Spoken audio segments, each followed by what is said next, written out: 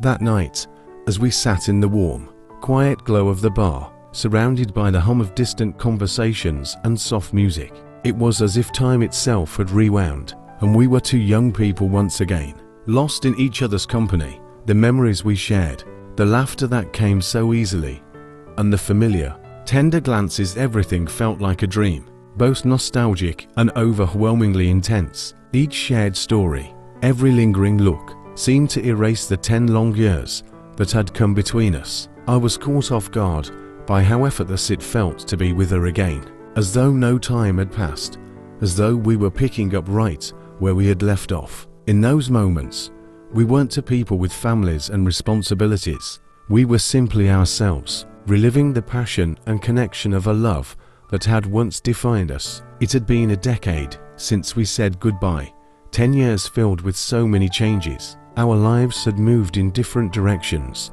and though I thought of her from time to time, I never imagined that fate would bring us back together. Yet, as if by some grand design, we crossed paths on a recent business trip or a remote Highland city, far from the routines and demands of daily life. The encounter felt like destiny, pulling us together in a way that seemed too coincidental to be mere chance. Not only were we in the same hotel, but by some twist of fate, we were even staying on the same floor. The shy, slender girl I had known in my youth was now transformed into a woman full of confidence, radiance, and vitality, a presence that was both comforting and captivating.